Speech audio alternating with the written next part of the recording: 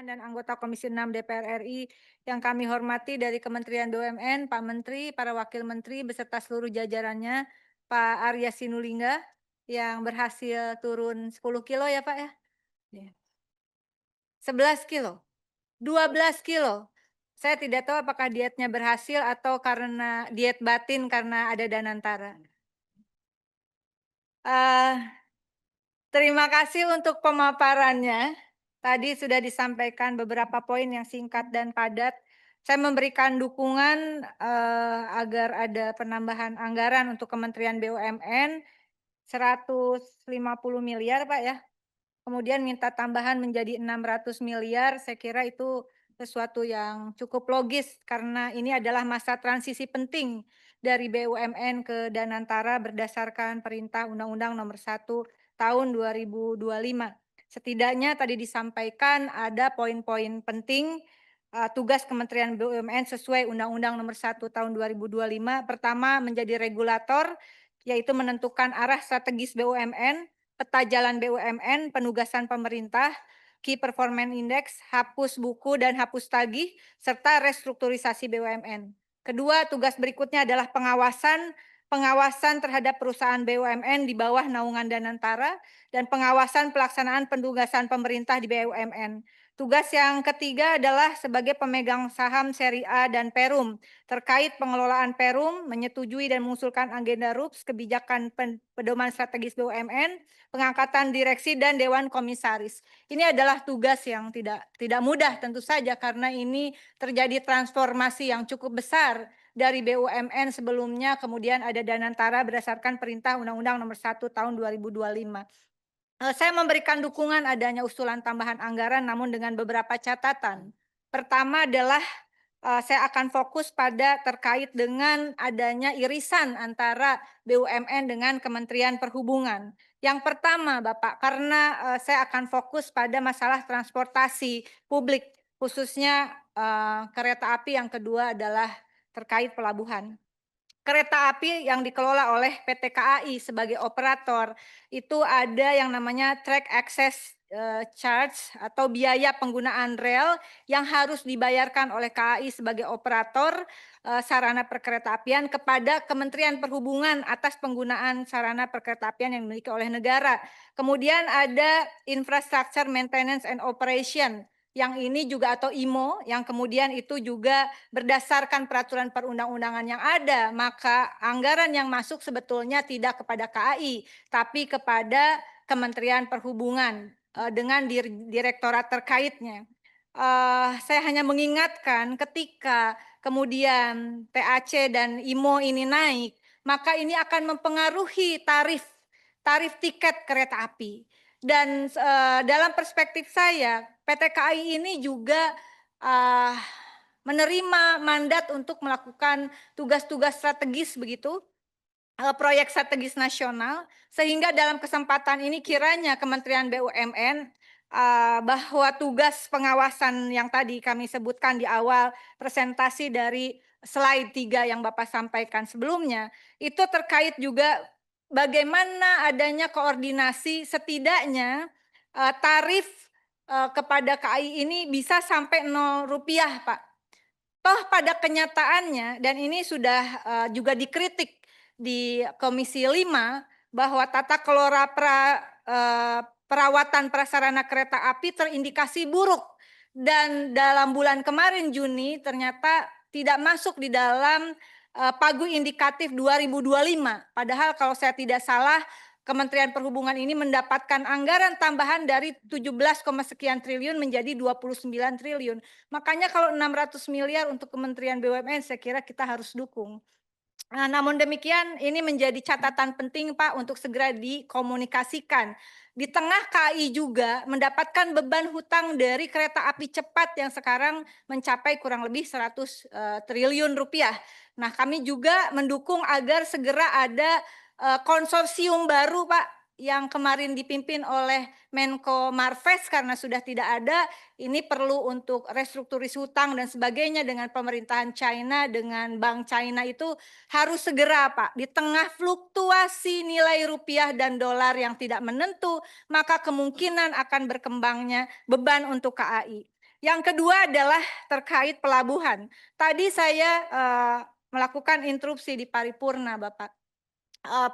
Dan ini juga terkait Kementerian Perhubungan.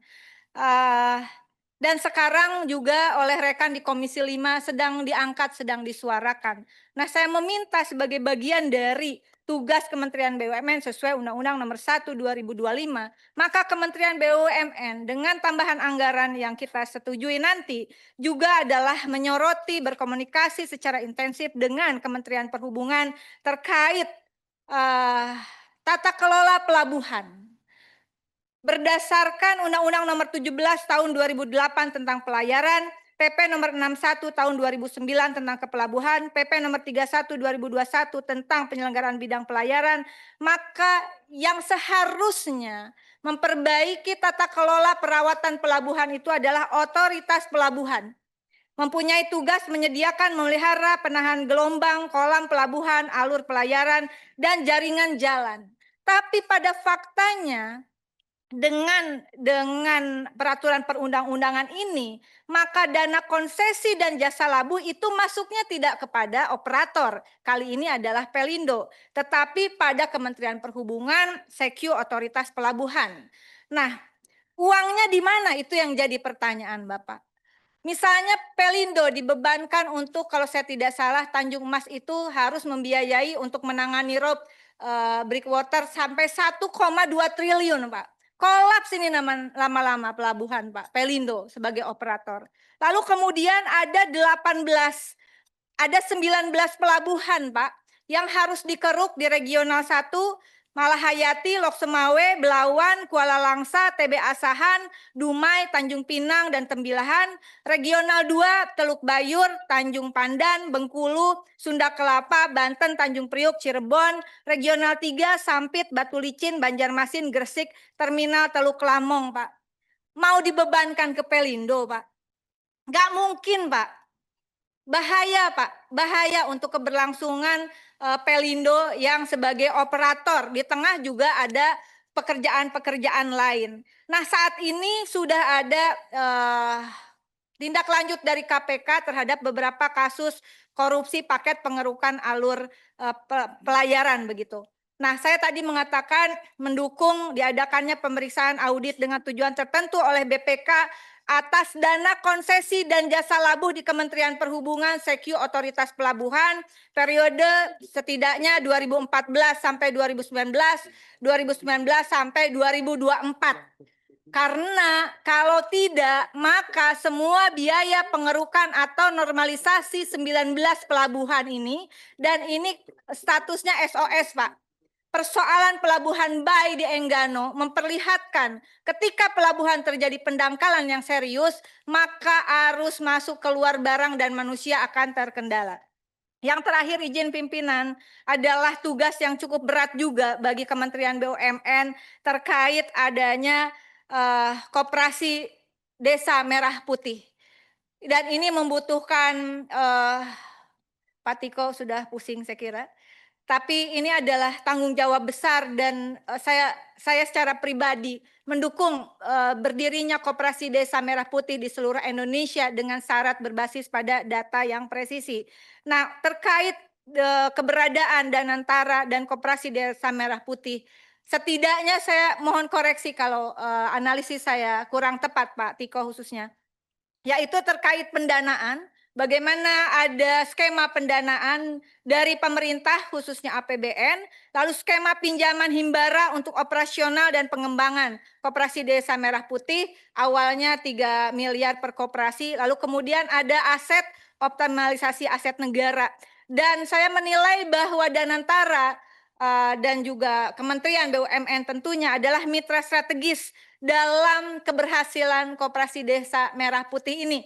Oleh karena itu mohon nanti kami diberikan data secara tertulis, roadmap, karena tugas Kementerian BUMN sesuai dengan Undang-Undang Nomor 1 Tahun 2025, makanya anggaran memang perlu, Pak, karena ini fokus besar, ini kerja besar. Roadmap dari BUMN yang ditugaskan untuk mendukung Koperasi Desa Merah Putih, mohon ada klasterisasi BUMN di sektor produksi, distribusi, dan industri dengan klasterisasi industrinya, industri hulu, tengah, dan hilir.